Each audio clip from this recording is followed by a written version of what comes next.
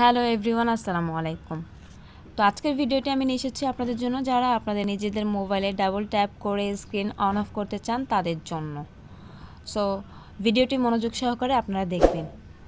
আর তার আগে বলে নিব, আমার চ্যানেলটি যদি সাবস্ক্রাইব করে না থাকেন তাহলে এক্ষুনি সাবস্ক্রাইব করে অল বাটনে ক্লিক করে রাখেন, যাতে পরবর্তী ভিডিওগুলো আপলোড করার সাথে সাথে আপনাদের কাছে পৌঁছে যায়।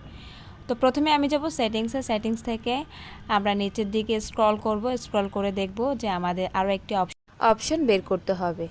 তো সেই অপশনটি কি আর কোথায় আমাদের সার্চ করতে হবে, এখানে স্ক্রল করে দেখতে হবে যে সেটি কোথায় আছে।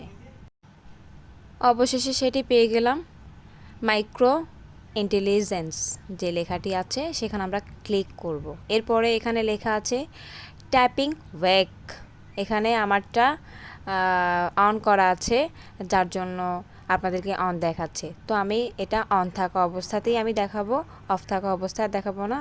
সো আমি চলে গেলাম আমার স্ক্রিনে, ডাবল ট্যাপ করব, ডাবল ট্যাপ করে দেখব যে স্ক্রিন অফ হচ্ছে কিনা, অন হচ্ছে কিনা।